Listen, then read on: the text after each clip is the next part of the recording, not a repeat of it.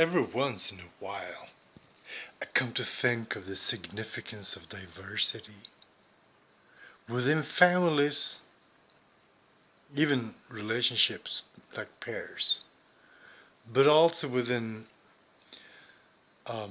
workforces, any kind of groups, cultures, civilizations, races,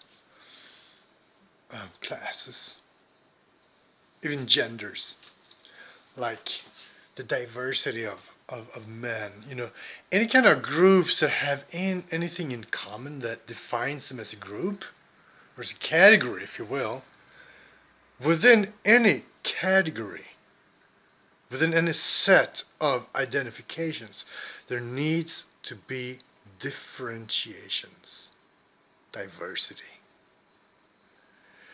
Thing is, though, that diversity comes by itself. Take the human body. Within any human body, there's diversity. There's liver, kidneys, lungs, heart, stomach, intestines, gallbladder, lymph system, blood, brain, nerves, anything. It's full of diversity, but in harmony. And what is the cause of that harmony? It's the spirit of the particular individual that carries that body, that carries the body around in the world full of other bodies. So, there again is the diversity. Diversity and unity are both essential, incompatible as they may seem. The solution to the incompatibility of diversity and unity is the actual human being living its life. The way you live your life is the solution or the problem, most likely both, to the dichotomy of unity and diversity. Sometimes you want to give up on diversity and then you become a Unitarian, you could say, but it's really a totalitarian. Everyone should become just like me, just like us, just like my group. Whether it is the group that preaches diversity or a group that preaches anything else. The other extreme, of course, being that the solution is that we should give up on any ideas of what the solution is and just let nature take care of itself, And that'll be the war of all against all. First, civilization against civilization, the clash of civilization, but then once that clash is already clashed, the cultures against cultures, tribes against tribes, families against families, eventually individuals against individuals. Everybody will lose. So we have to remain in the dynamic field between universalism and particularism. There's no other way around it. We have to remain alive in our relationships between the people we hate, between the people we love, and really also between the people we're indifferent towards. Because being indifferent towards someone is neither love nor hate. Love and hate could, in a sense, be placed in the same scale. They share the component of passion. You passionately love or you passionately hate. You feel strongly. But in the other scale, there's the indifference. People that don't really mean anything to you. Cultures, races, classes, genders, whatever, that doesn't really mean anything to you. You haven't formed a bond, you haven't formed a relationship, you haven't even attempted to. You haven't even formed the idea that you would like to attempt to form a relationship to whomever, to whatever group. them two are essential to the totality. You'll never escape your enemies. You'll never escape people that think different from you do. They're all part of the game. You have to include them in your reality. You'll never escape them. Your children won't. Your culture won't. Your race won't. Your class won't. Your gender won't. Nothing will escape the other. So what you have to do is you have to form a proper relationship to the other. A limit, a border, a zone between what's yours and what's not yours. Your kin and the other kin.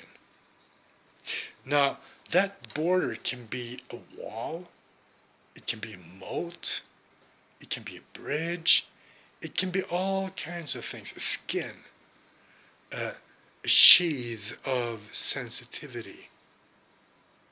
And that really is a place to meet. Just like the raspberry hedge to your neighbor in your neighborhood, is a place where you can choose to meet that neighbor and discuss simple everyday matters or not. Hedges, moats, ditches, fences, all kinds of symbols of differences are also symbols of interfaces for relating, for communicating. Be that by means of pitchforks and nuclear missiles, or by means of flowers, requests for borrowing some sugar for a pie that you're going to make, depending on circumstances.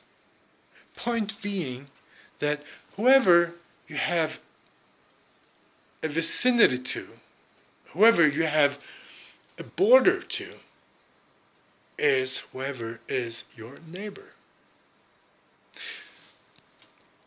So come to think of Jesus' claim, love your neighbor as yourself. That means if you love your neighbor as you would like your neighbor to love you, the guy next to you, that's a key to evolution.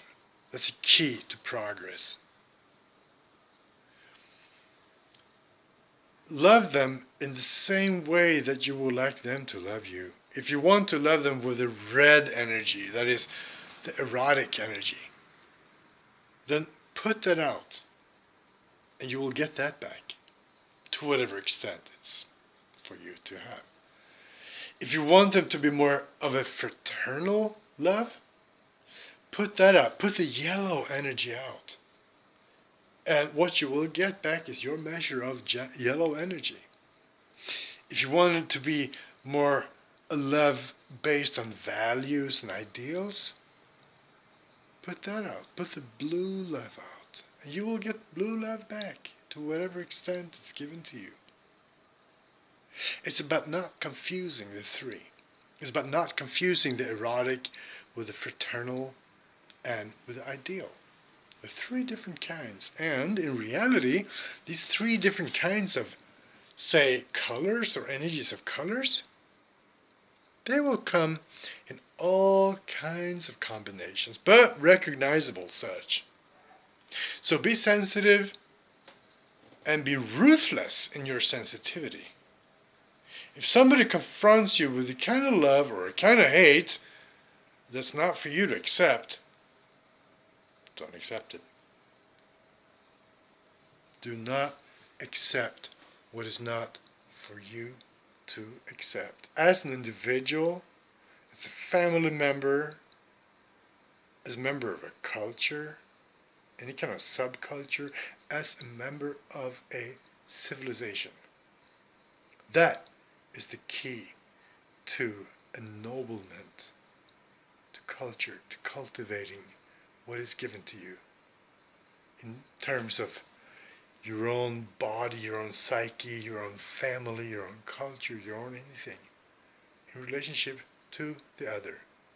That is the mystery of diversity and unity.